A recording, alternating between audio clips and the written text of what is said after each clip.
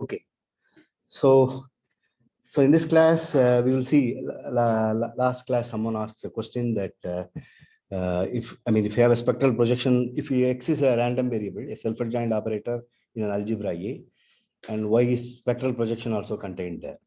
You'll see a proof of that through something else. By proving something else. It's not direct, so we can actually prove. No, we'll indirectly also we can prove, but we will prove a better theorem, which we will generalize later. This is for finite dimension. We'll prove it for general Hilbert space later. Okay. So before that, I want to prove the following. So first example, commutative example. So example of a quantum of an algebra or QP quantum probability space is the following. So you take let P1, P2, P3 up to Pn in M and C are projections such that Pi, Pj equals 0 if I not equal to j. They are orthogonal projections and they add up to 1. Okay, summation I equal to 1 to. So this should be k. I'm sorry, it cannot be Pn. If it is Pn, it should be one dimension. So it will be P1 up to Pk. That k is not n. Okay, Pi equal to 1 to k equal to the identity. Okay, then you can define a equal to summation lambda. P1 up to Pn are fixed, where P1 up to Pk are fixed. Okay, I'm just taking this summation I equal to 1 to lambda I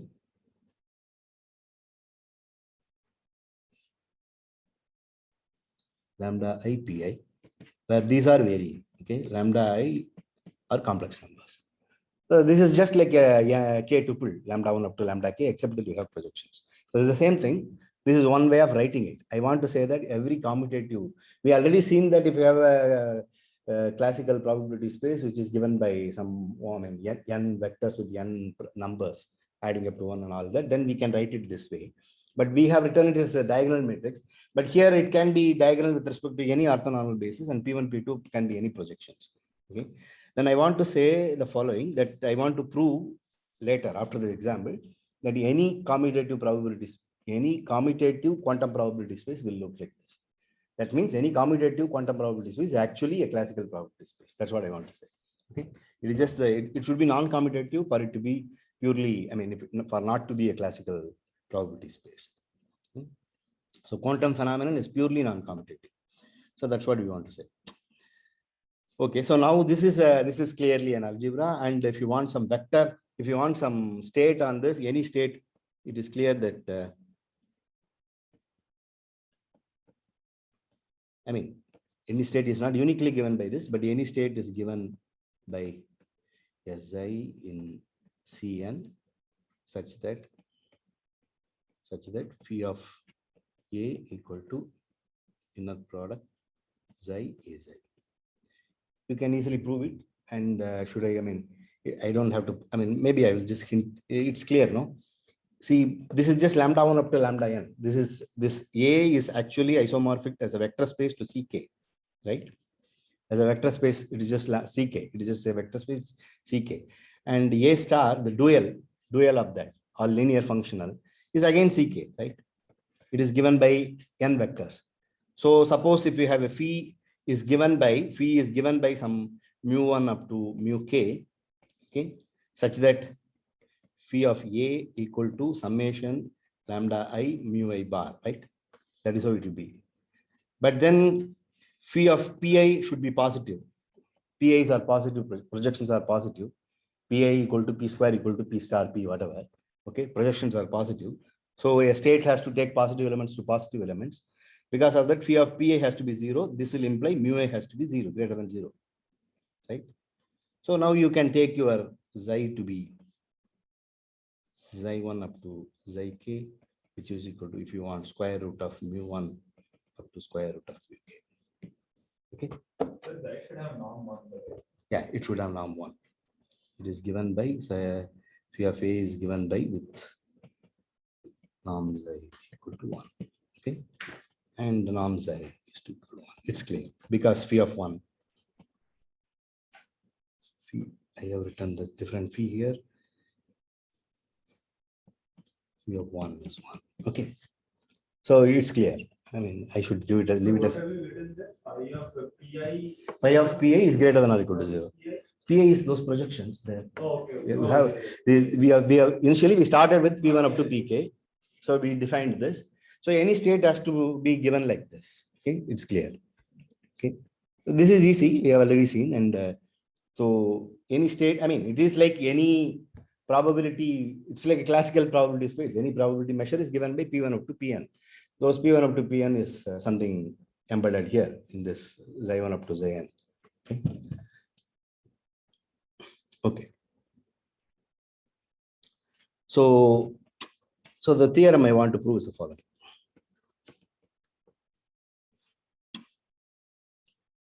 Let A contained in M and C is a star algebra, of course, star algebra. I mean, whenever I say it's a star algebra, X is there, X star is also there. Okay, is commutative.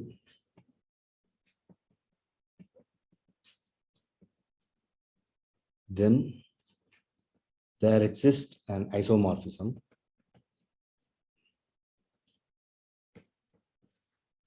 so let me say what there exists. Let me write everything by isomorphism. This is what we will mean, but for the first time I am writing all that. There exists a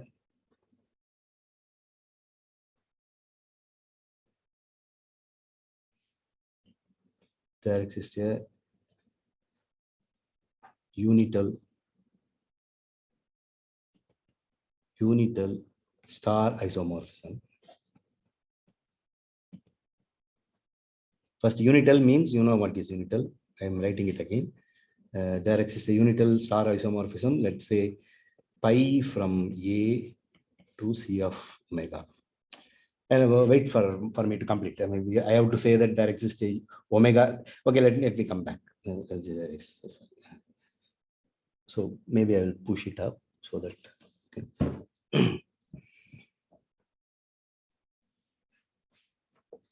A is commutative, then there exists first there should exist a omega. Okay, there exists a omega, or there exists a finite set omega.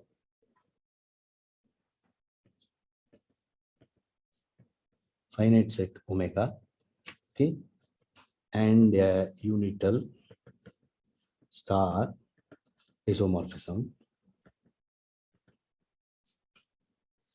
pi from A to C of omega.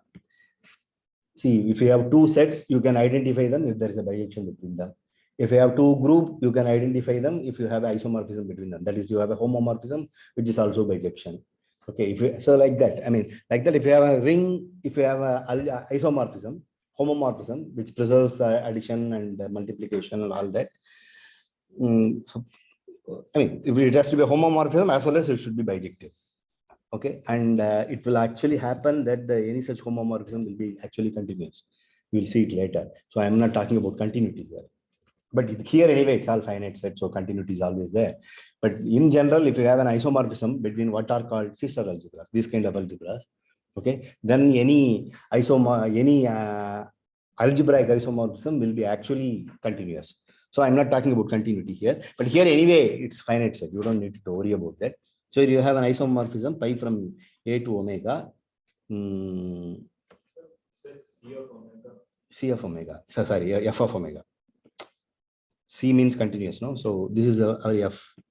All functions on omega. That's what we define, no? All functions, which is equal to all functions F from omega to C. Okay. So that is phi of 1 equal to 1. 1 will go to the identity function 1.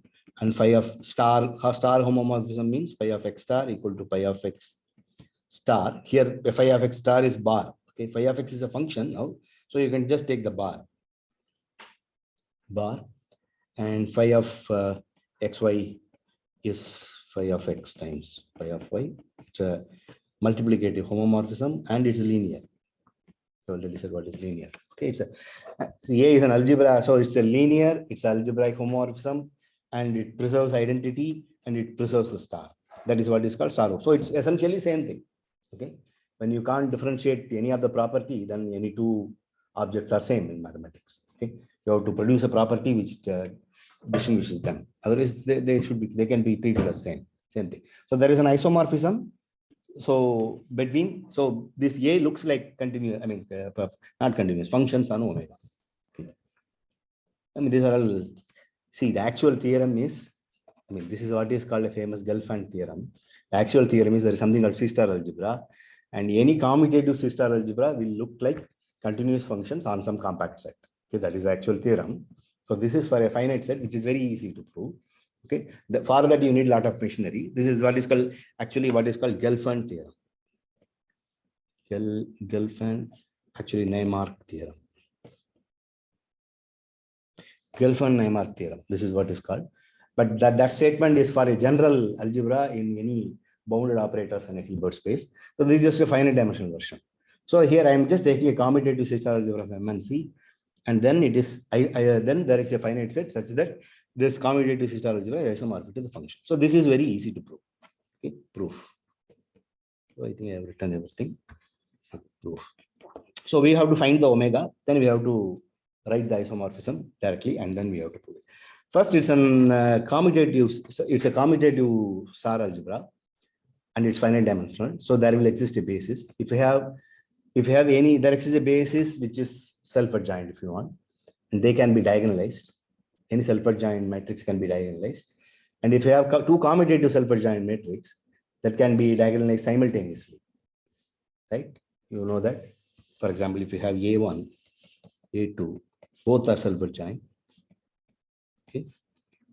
I mean, any operator can be written as linear combination of self-adjoint, and because of that, this algebra can be written as linear combination of self-adjoint and all that. Okay, it has a dimension, finite dimension. So there will exist finitely many of them. I'm just saying if you have two self-adjoint operators, then A1 will look like summation lambda I some EI, where EIs are spectral projection. Okay, spectral projections. Okay.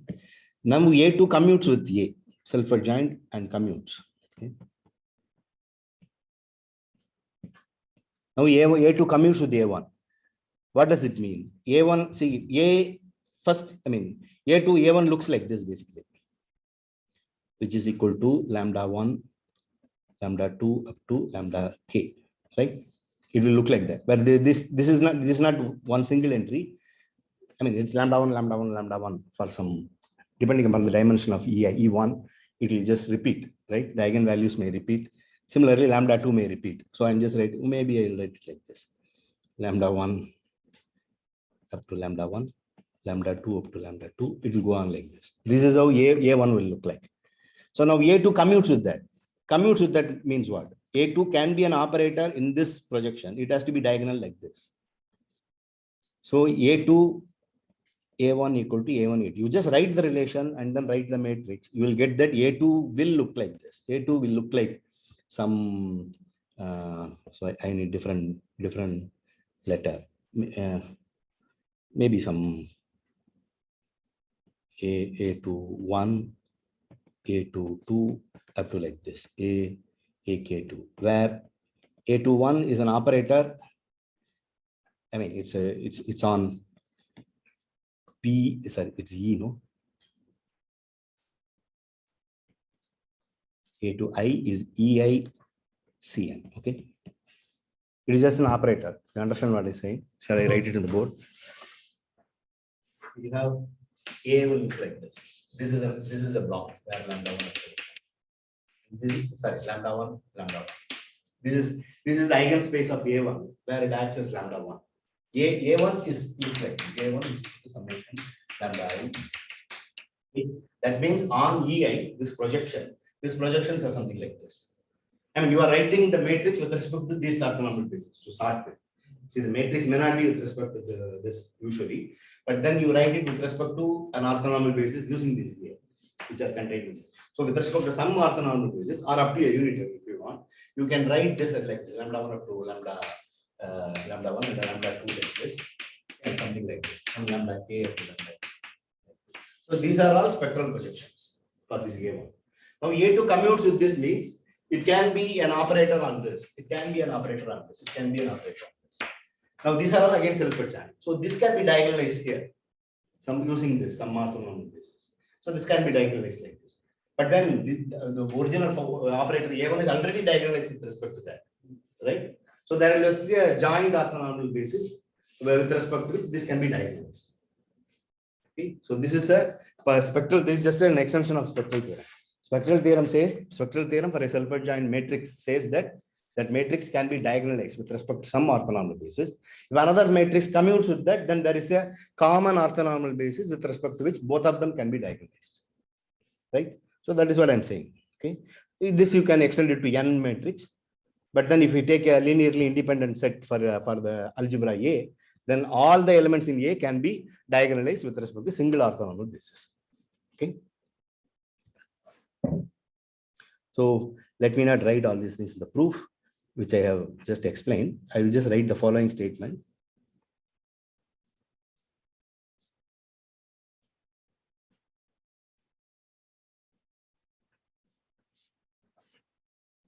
I mean, this is basically linear algebra. So there exists an orthonormal basis, EI, 1 to n, contained in Cn, with which all operators in A can be diagonalized.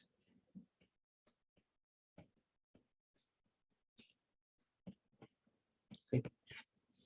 There is a single orthonormal basis with respect to which you can diagonalize this. And that's the explanation I gave for that. Okay. I hope that's fine. Or you go to your linear algebra class and work with this, it will be clear. Okay. You can diagonalize one. If something commutes with that, you use the relation, commutative relative relation, then you get this. Okay. So you can just diagonalize with respect to anything. Okay. So what is next? Okay. Now you define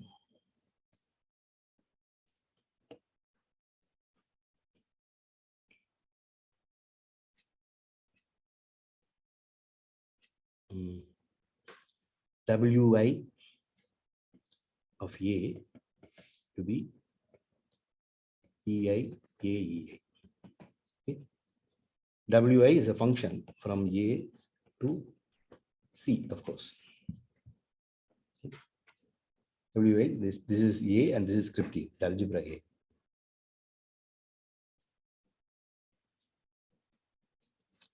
Okay. Then notice Wi of AB. So these A's are diagonal with respect to these EIs. Okay. Then Wi of AB is equal to EI, AB, EI. And if you write it in terms of matrices, this is going to be, I mean, this is just the ith entry of AB when AB is written as a matrix with respect to EI. This is just the ith entry. AB is a matrix. So this inner product is just the ith entry of the matrix AB. Okay. And it's clear that that is just multiplication of ith entry of A. That's also diagonal. It's ith entry. We can write it. Okay. So this is also equal to A, EI, EI, B, EI. Okay. This is clear. Okay. So this implies omega I of A times omega I of B. So omega I is multiplicative. But from EI, so let us just write it. So notice that the matrix A and B, it has only diagonal entries, otherwise it's 0. Okay. So this is equal to EI. So ABI. So AIK BKI EI. Summation over K. Okay. I'm just writing the product. Okay. And that is equal to summation over K. No, wait. Yeah. And then BKI is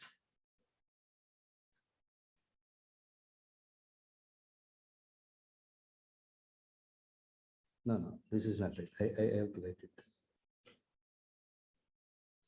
As I said, this is just the ith entry of AII. This is just the ith entry of AB. Okay. So this has to be, this is just the ith entry of AB. Okay. If you want that, that's what I mean when I write like this. AB ith entry. Okay.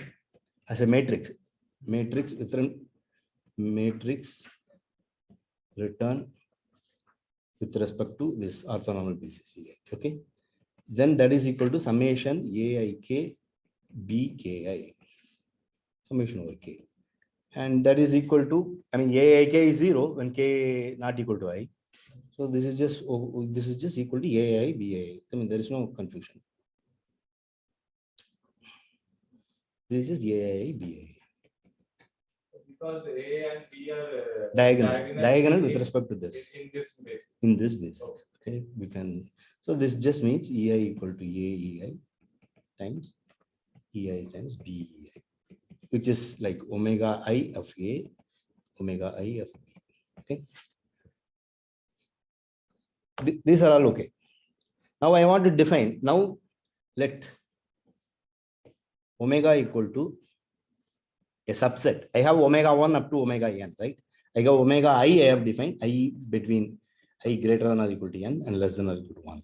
Sorry, I less than or equal to 1 and greater than or equal to n.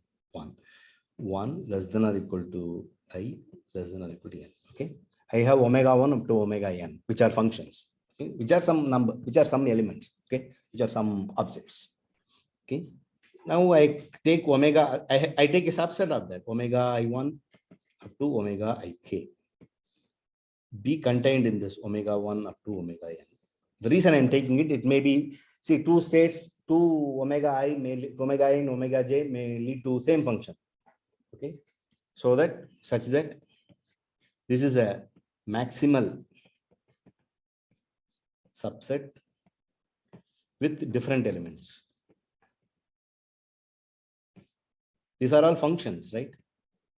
Two functions may be same. Okay. Each omega I is a function. Omega j is a function. Omega I and omega j may be equal at all points. So then it may give the same function, right? For example, if it is for a, if it is on the same eigenspace, it will give the same function. If you just look at it, okay. So that is why they such that there is a maximal subset of different elements. You can just choose it, okay. Maybe shall I write it again? I'm just going to write the same thing again. This is a maximal. I'm just writing it slowly. Maximal subset with this omega 1 up to omega n may have elements may be repeated because they may be the same function. Okay. So I just want to take different elements. That's all. And there may be only k elements in that. Okay, this is my omega. Now you define pi from A to functions on omega. So here omega 1, here omega I1, omega ik, they are already functions. Okay, they are functions on A. Okay, this is just a slight trick. There is omega I already functions on A. Now I have to define isomorphism between A to f of omega. Okay, so what is this pi of A? Have to act on some omega ik or whatever omega.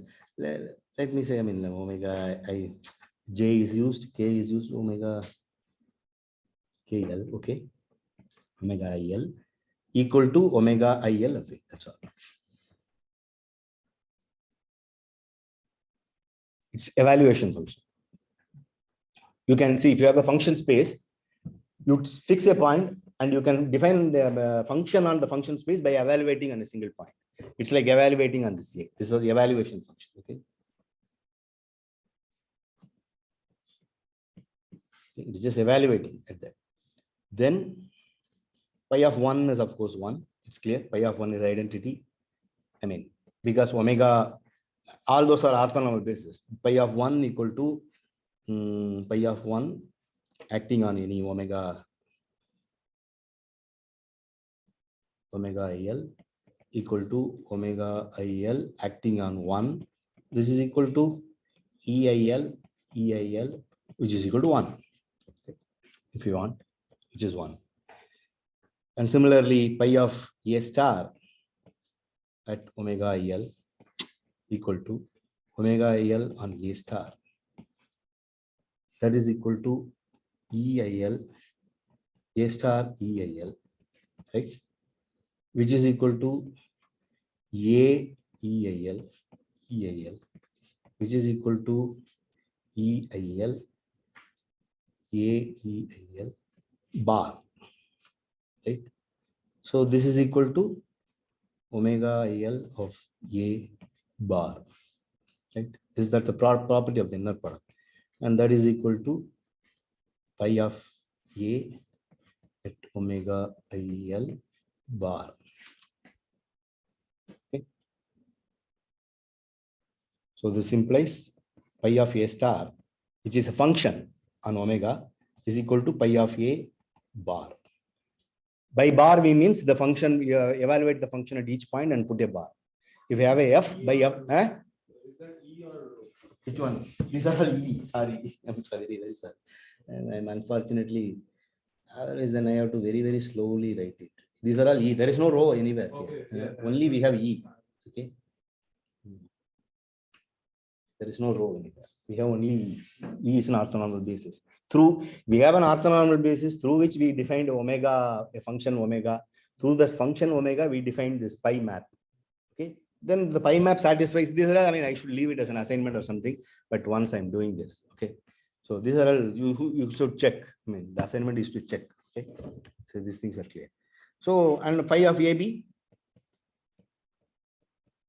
at omega IL. I mean, this unnecessarily I'm writing IL may be confusing. You can just put I if you want. Because I'm taking a subset of that, I'm writing IL. Okay. So there is no need. Omega IL equal to so this is just omega IL acting on AB, but we have already checked that this is multiplicative. Okay. And that is equal to pi of A as a function omega IL times omega IL. Sorry, pi of A times pi of B times omega IL. So this is just the point-wise multiplication of functions, right? Times pi of B of omega. So this implies pi of AB as functions, it is just pi of A times pi of B. And clearly it's an isomorphism. It will give all functions. I mean, if you have some function on that,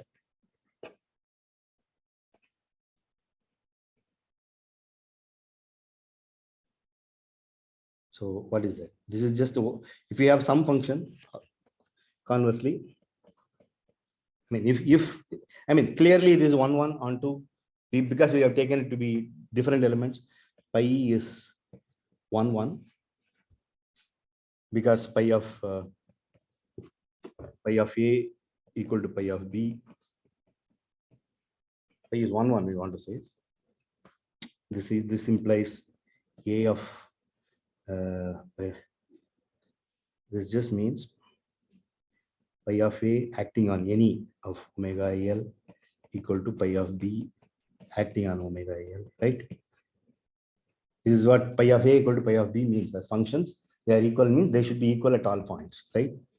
So this implies omega IL of A should be equal to omega IL of B.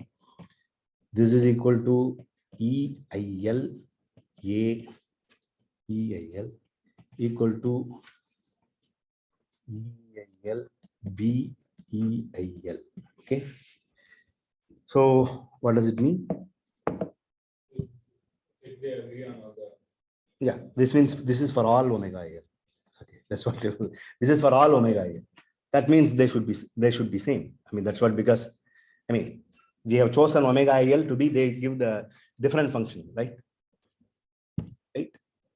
I mean, if they are different, they will be different on 2 places, right? So this implies, that's how we have chosen it. So this implies A equal to B. Okay. Similarly, on 2, you have to prove. So if you have, maybe shall we leave on 2 as an exercise?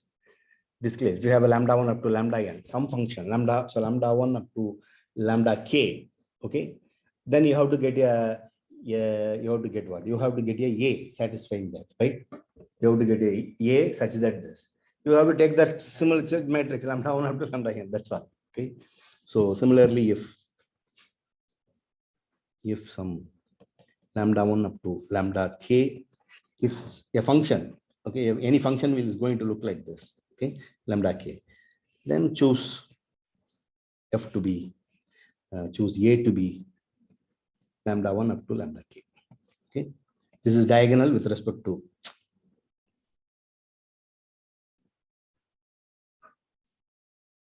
this is of course with respect to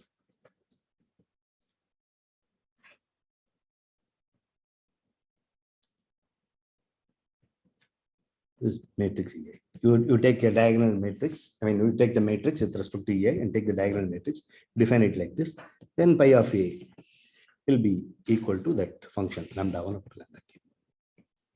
I mean, here by lambda 1 up to lambda k means this is a function on that. Shouldn't E be an n-dimensional matrix? So very good. So that's what you want. Let me just good. I mean, it is just if you have omega I1. Okay, so omega IL is corresponds to some EIL, right? EIL. Now you choose all those things. Let's see. If you have omega EIL, then you choose all those functions which give the same function as omega IL. Omega IL will corresponds to, see, this is writing is the problem. It's clear. Omega IL will correspond to some EIL, right? Given by that inner product. Now we choose all those EIs corresponding to this omega IL. Okay, let E, again, I have to go to subscript of something. Okay, some E's are all those E such that omega E, I mean, the omega given by E is same as omega IL. Okay, omega, let me write it like this. Omega given by E is equal to omega IL. Okay, all those E's. Then P be the projection. PIL is a projection onto this space.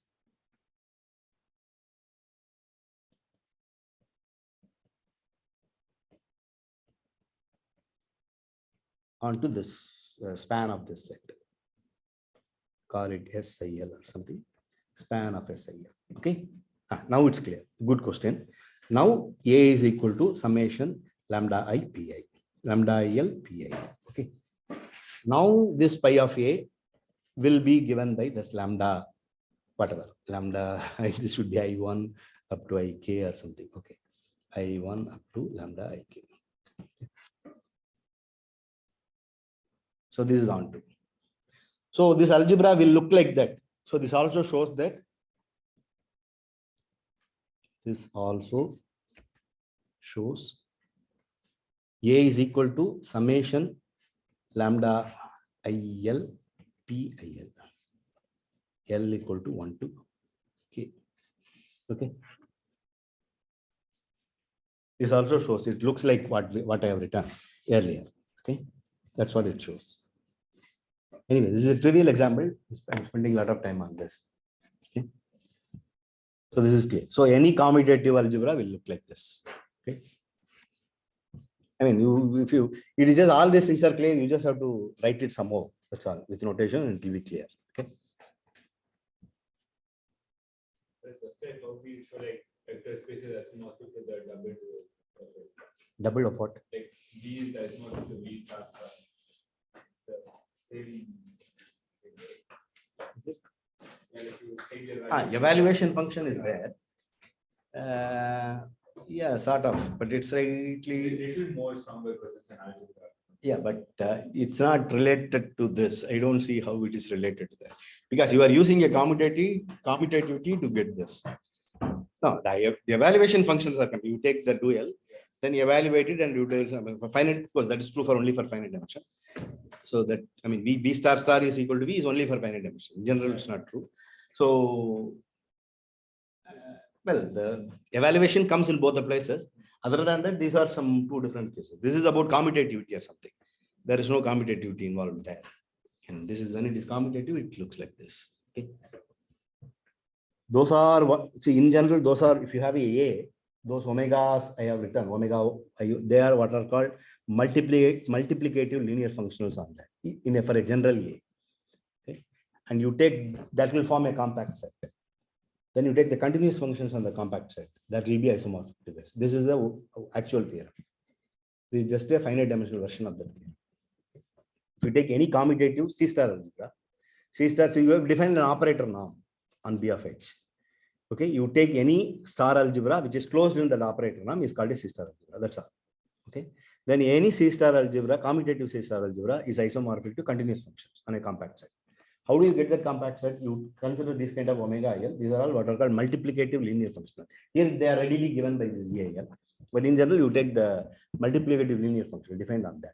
You can define a topology on that, and that you have to define, as you said, double dual will come. It is the double dual has a weak star topology, something. If you have to put the weak star topology on that, it will be compact with respect to that. Then you take continuous functions on that, and that will be isomorphic that. And it's a long proof. Okay, it goes through. It will take 1 or 2 classes to prove it, whole class to prove it. Okay. Okay. It requires some machinery. So this is about that. Okay. Now, so I want to do some tensor product today, but I may not have time. So yeah, I will do the double commutant theorem now. No, but before that, it's better to do tensor product. So let me just quickly define. This is for a general Hilbert space, it's true. For the other class, I will not be doing. So I will just define it. Okay, tensor product. I hope you know what is direct sum. Okay, direct sum of vector space, you know. Algebraic vector space you can do, but for a Hilbert space, you will assume that they are orthogonal. I have already defined what is orthogonality in the last class. So if we have a Hilbert space, H is a Hilbert space. Need not be finite dimensional. Hilbert space. Then we talk about internal direct sum or external direct sum also you can do, but for that you have to define a new product and other thing. So, but let's only consider internal Hilbert space contained in H closed subspaces. Inner product gives a norm and it's closed with respect to that norm. Closed in the topology. There is so these are all infinite dimensional, possibly infinite dimensional. So you have a Hilbert space and H1, H2 are closed subspaces. Okay. Then H1 direct sum H2 equal to H. We will prove this anyway next class. In the analysis class, we will prove this. Okay.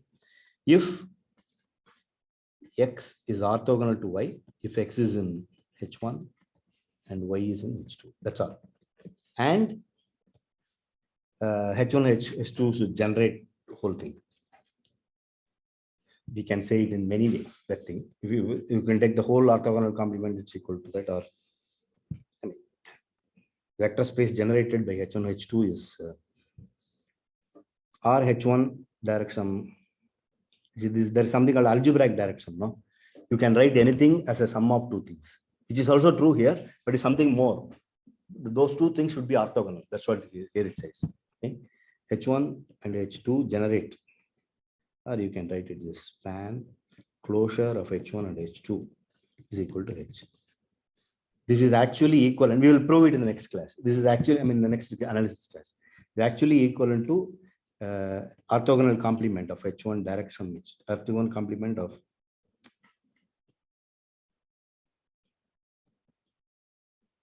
closure of H1, orthogonal complement of, no, there is no need for this. H1 union H2 is enough.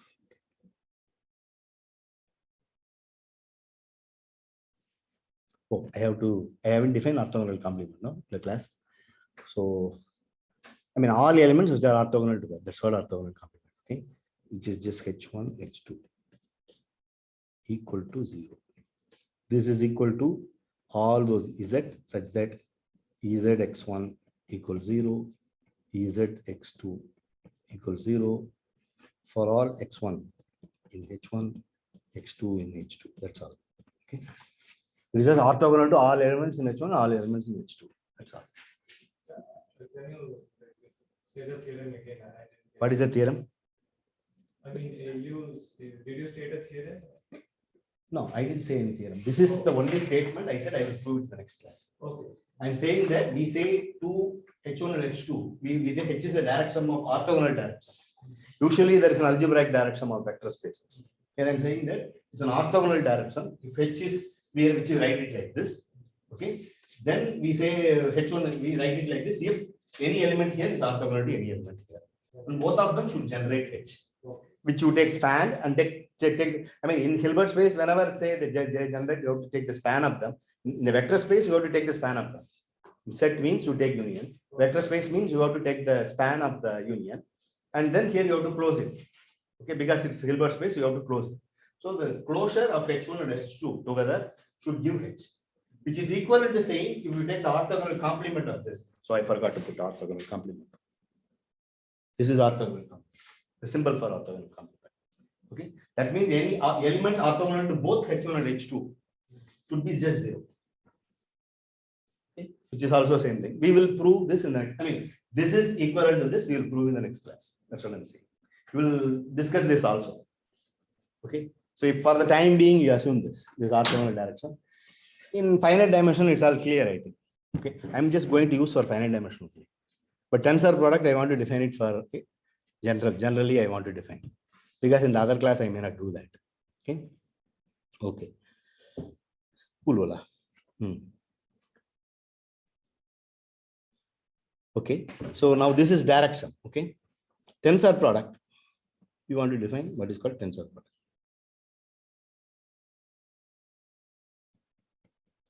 So if you have H1, H2, two Hilbert spaces.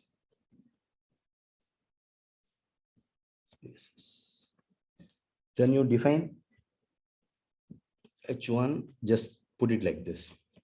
H2 equal to, just formally you write all the sums like this. Xi I tensor eta I. You take finite sum like this, formal sums like this. Okay. You can do like that. Okay?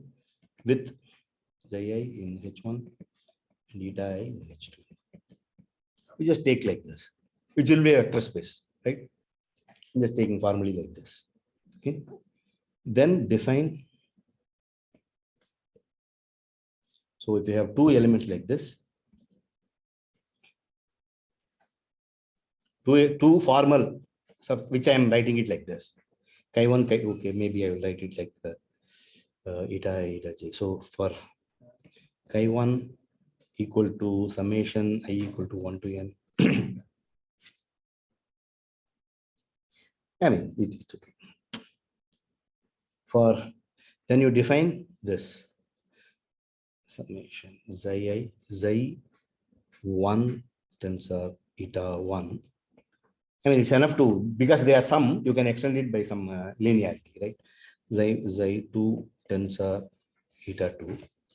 Here, these are all elementary tensor. You don't take some of them, which is equal to just xi 1, xi 2. Just take the product eta 1. So what are you defining? I'm defining a new space, vector space. So, And then I'm defining an inner product on that. Okay. I'm putting a knot down because I'm going to complete it and then put a different inner product on that. This may be, this is clearly a semi-inner product. So I'm just taking formal symbols like this. Okay. Xi I tensor eta I. Just symbols. You can take it. Okay. Then you can define the semi-inner product and extend linearly.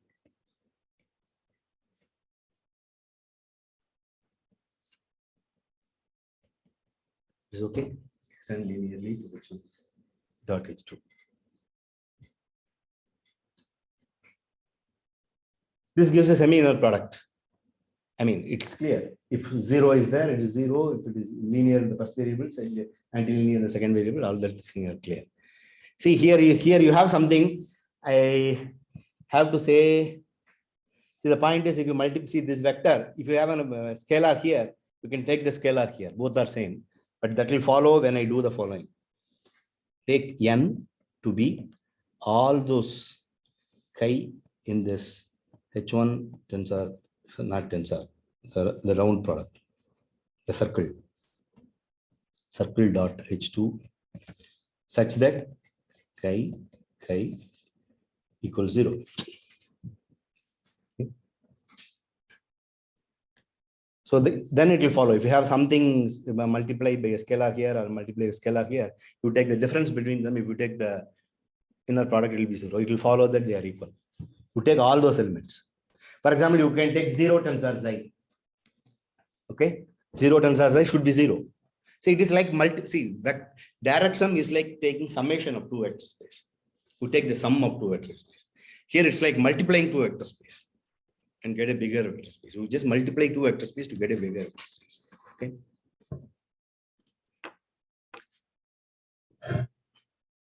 Okay. And this is just you are defining just a new inner product on that. That may not be an inner product. So you take n, which is the kernel where all these things become 0. You know what is the quotient space of Hilbert space? You can quotient a vector space, right? Hope you know. Okay. Then let h1 tensor h2 is just equal to, you just take this h1 dot h2 and quotient it with n.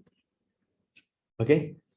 Then you complete it with respect, then this will say, okay, well, sorry. I will say one more statement and then say this. Okay. Now this can be this extends, I mean, this, what is the right word? Descends or something. Because you're going to the quotient, descends to a inner product. It was a semi-inner product. Okay.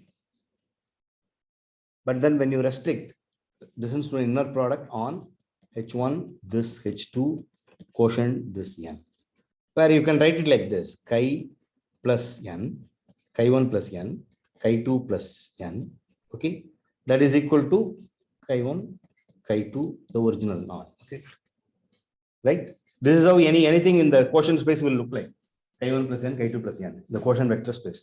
That is how any two things will look like. Then it is equal to this. I mean, it will take a lot of time if I would say it's well defined and all that. You have to verify all that. Okay, but it will all follow. It will all be clear. Okay. It has to be well defined. If you have a quotient space, if this is just a bunch of vectors, you can replace this chi1 with the different chi1 by a n there, and I mean, so it will work, but it will be quotient, it will be clear because of the condition that is equal to chi k equal to 0. If you add something, that will only add a 0 there. Okay. I mean, you can exercise to verify that this is a, I don't want to give it an assignment. This is not that important for us. Okay, these things. So it's an exercise. You can just convince yourself. So this distance one inner product, and then this h1 tensor h2 is nothing but you take that quotient and complete it. You know, completion. You have studied in metric space. No, if you have a metric space, then you can complete. If it's not complete, you can complete it with respect to that metric space. This is a sequence of Cauchy sequence or something. I mean, it's a space of all Cauchy sequence or something. You can complete it. The completion is unique and all that. So similarly, maybe I will talk about this in the other class. Okay, it's just a completion with respect to this inner product. So that is what is the tensor product. Okay, even though it looks complicated, there is really nothing. What we will do in the tensor product is we will take elements like that, formal sum like this. Okay, these are all dense there. Okay, this kind of formal sums like this. Whenever we want to do, we assume that our Hilbert space, our tensor product consists of these kind of things with respect to that inner product, and they are dense there. It's just the closure of all such things. That's all. That's what we will do. In finite dimensional, we don't have to worry about all these things, closure or something. So it will just work. So like that. So this is just the definition. In finite dimension, Cn tensor Cn. So this is how it will look, which is just Cnm. That's all. If you take Cn direction Cm, it is just Cn plus m, right? Cm direction. You just have to attach this vector. Here it will be Cnm, which you can identify with m, which you can identify with mnm, right? Mnm or mn, that depends on how you want to write it. Mnm. Mn cross mn. I mean, you have a vector xi here. Okay, xi. This is how you will write now, xi in Cn.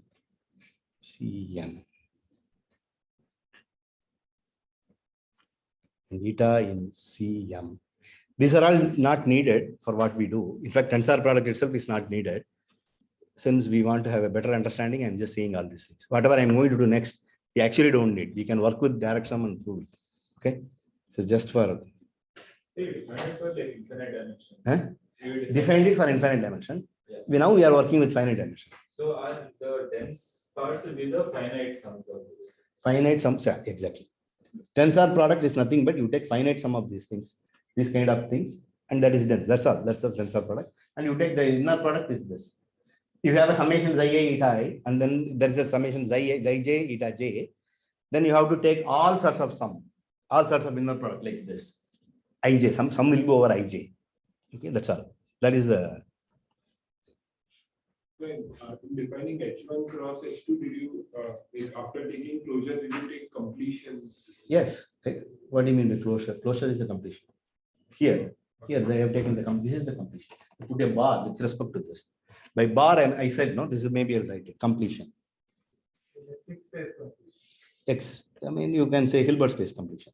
Metric space completion, but here you have to. It's the same thing as a topological space, but then you have to define the inner product. The inner product, if you have some Cauchy sequence, you have some Cauchy sequence, the inner product is, it will go to the limit. You have to prove all that. I may give an assignment there. Okay. It's a completion. So for the time being, you just assume this thing exists. Okay. Completion with respect to this inner product. You have this inner product. That's what it means. Completion. Okay.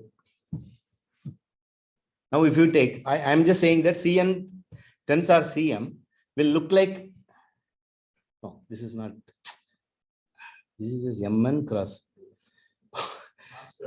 M, I mean, this is just Mn cross M. This is okay. This is what I want to say. Mn cross. I wrote tensor product by mistake. Where if you have a xi in this, then xi tensor eta will go to this function. Which function? I'm not sure. Which way, this way or that way, it will all work. But I mean, you have to get the linearity and angle. Then extend linear. See, these are all elements which are dense here, right? On the left-hand side, xi tensor eta, those things you take the linear combination and that is dense there. I mean, you take the linear combination, there is no denseness. Sorry, you take the linear combination and that gives everything. That gives everything. Here you take the linear combination of this, that will give everything here, right? If you have any matrix, these are all one-dimensional things, for example, right? These are all rank 1 operators. Any matrix is a linear combination of rank 1 operators, right? You just take one place an element, everywhere else 0. That's a rank 1 operator, which is like EI, EJ kind of thing, right? So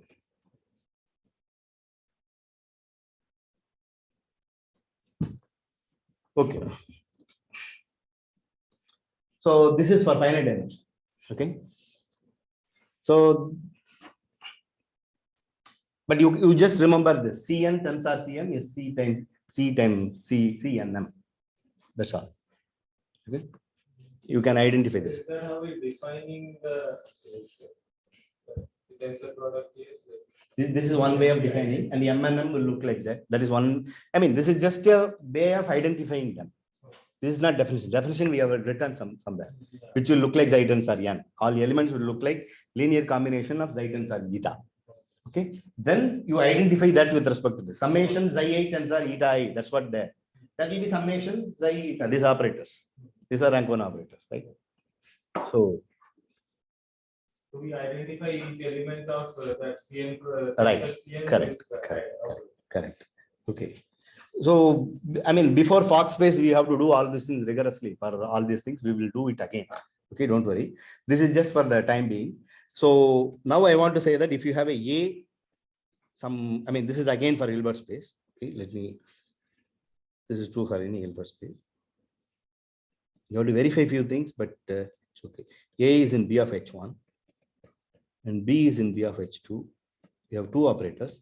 Then you can define A tensor B.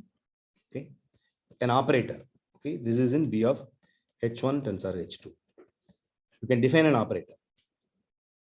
Define acting on any xi tensor eta to be just a xi tensor B eta. So you have defined it on elementary tensor and extend linearly. As I have to, before introducing all the Hilbert space, I'm telling you, you have to extend linearly, but that will be defined on a dense subspace But then if it is continuous there, then you can extend it. Okay. Dense subspace. It will be defined on a dense subspace, but we are working on finite dimension. We don't need all that. Okay. This is for extend linearly and extend by continuity.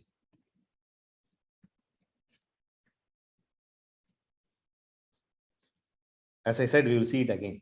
What is B of H1? B of H1 is all bounded operators on H1. I defined in the last class. Okay. B of H1. You have bounded linear operators. And you have another bounded linear B. Then you can define a bounded linear operator A tensor B on the tensor space by this prescription. So these are defined on the so-called elementary tensors. Then you can extend it to finite linear combination by linearity. So that those finite tensors are dense there. So, but then you can calculate its norm. Okay, its norm will be precisely norm A times norm B. You can prove that. Okay, then you can extend to the closure. If you have a bounded operator defined on a dense subspace, you can extend it because it's uniformly continuous. Any uniformly continuous function can be extended to the thing. It extends linearly. All those things you have to verify. Uniformly, so that theorem in a metric spaces, any uniformly continuous function can be extended from a dense subspace to the bigger subspace. Uniformly, you need uniform continuity. But then here it's not just uniformly continuous. It's just you have to verify linearity, which will follow immediately. Okay. So and extend and by continuity. Okay. Now we don't need all that. So what I want to say is, if you have, so this is another. So all this is I am doing for the following reason. If you have A,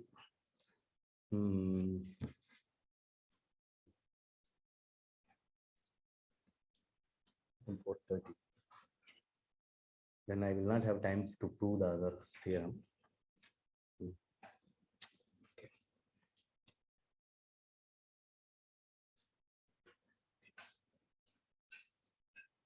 Let H is equal to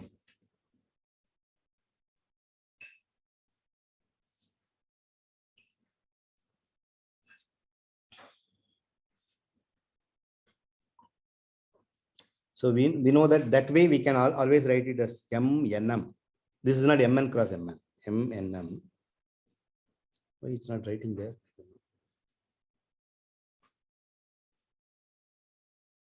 It's not erasing also.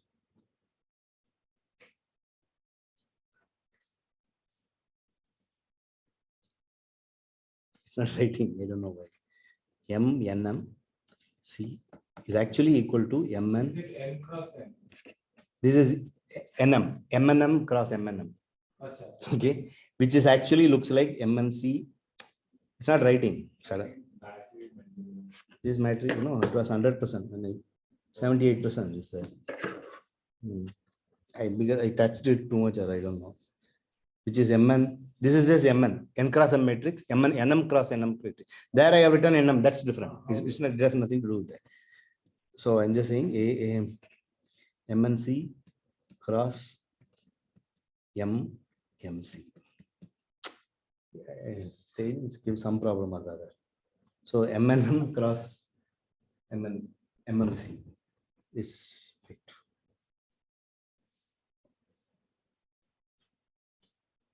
See, let me just write it. So it's like this. CN, see the other way. CN tensor CM. We know that this is isomorphic to CNM. We can identify with that. How do we identify? For example, if you have some vector lambda 1 up to lambda n and mu1 up to mu m, then this will go to lambda I mu j. Okay, ij between iji between n and m, and I mean this is like not like a matrix. You just write it like this. Okay, this is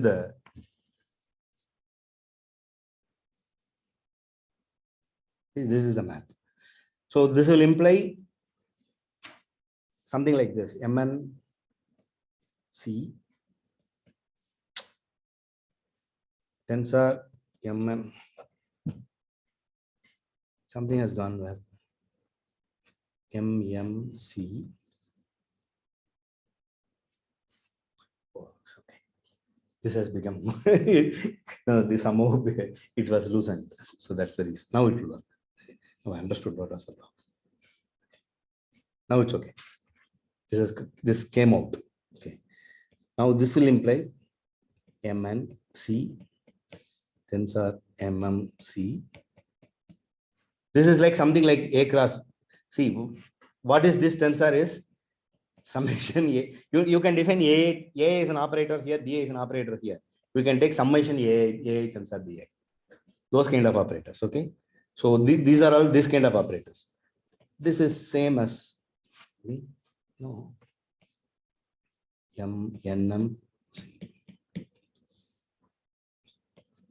So this will I'm just saying any element here A tensor, it will look like A tensor BA. And those will exactly give rise to all operators. Because the tensor is equal to that, right? Because you have to take, that is just the map between elementary tensor. If you take all tensors, it will be equal to that. Anyway, the reason for doing all these things is you can define a new thing. If you have if you have, so let me,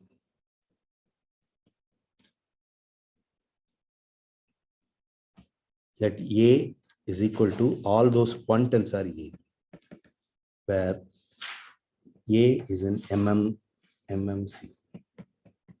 Okay, and this is contained in MNC tensor MMC. It is just one on that component, and it's an operator A in the other component. Okay, this is a kind of this is an assignment I want to give you. If you can't do it, you tell me. We will do it together. Okay, you should try this. Whether you have understood the whole thing, I want to see. Okay. Let A be some algebra. A is equal to one tensor A, where A is in MNC, and this is something like Mn tensor Mn. I'm taking M equal to N, right? MNC. Okay.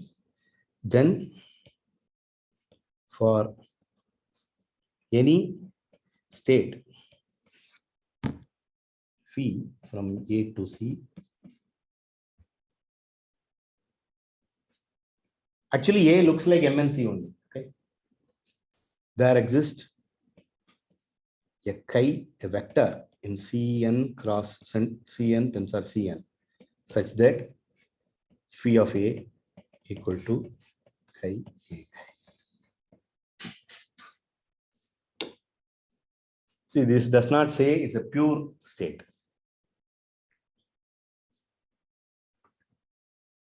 Try this. If you can't do it, we will do that. Okay. What I'm saying is, I have an algebra A which sits inside Mn tensor Mn tensor Mn.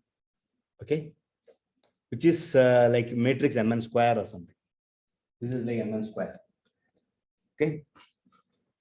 Now this sits as one tensor A. This script A is like MNC only, but it's amplified like one tensor something, one tensor Mn, like that. Okay. Then for any state, there exists a chi in the bigger space. It's not in Cn. If it is in Cn, then that's what is called pure state. But it's not in Cn. It's in a bigger thing. See, we have already proved that if you have a state on Mn, then you get the trace class of. Then you have the state is given by a trace of rho A or something. Okay. Now, if you just write down all these things, you just write down the definition of all these things, you will get a vector in the bigger space, Cn square or something. Using that vector, you get that's what Cn square is Cn tensor Cn, right? You get a vector there. Then you evaluate this inner product. This will be precisely same as that. That's all. It is just a way of writing it in a different language. Okay. So that's what this says. This process is what is called purification process, something. You have an algebra and a small something, you tensor it with respect to a bigger space and embed it in a bigger algebra. Then you get a vector in that which evaluates this state. This is what is called purification. Purification is not purification in the as English meaning, it's mathematical. Purification. So how big should the other state?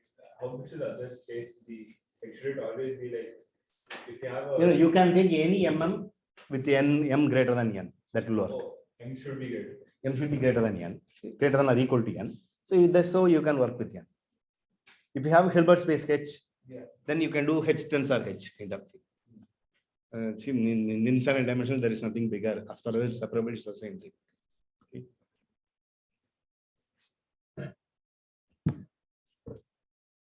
Okay. So now I want to, but I may take more time. I have patience, so I don't know whether you are okay with that. I may not be able to finish it in half an hour. I have half an hour more, right? Half an hour, no? No, when time is over, no? Oh, 3:30 I started. I forgot. So then I have only 5 minutes. Okay, then I will just stop because it will take at least half an hour to do that. I thought I have half an hour. Okay, I want to prove that double commutative theorem I said. Okay, so I will do it next time then. Next week we don't have class. I mean Wednesday class. It's a Vinayaka Chaturthi, Ganesh Chaturthi or something. It's holiday. So stop recording and then.